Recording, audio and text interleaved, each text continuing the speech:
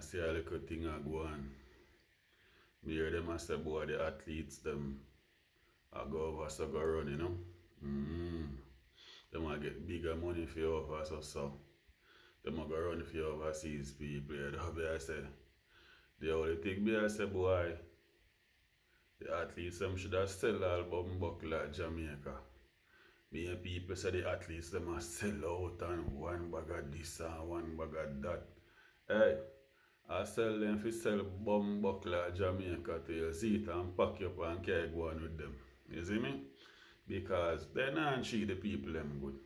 How you feel run for your country and you still have a 9 to 5 job. See? Plus you have to train. You have to train. See? In order to get yourself in certain conditions so you can run and represent your country the real way. And you still have to have a 9 to 5. That means that them not deal with the people them good. They not deal with the people them good. They not deal with the athlete them good. So me I deal with.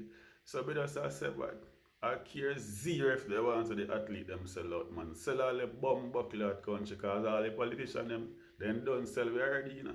You know, see the amount of bum buckle out shiny where they in this around and for place. Eh?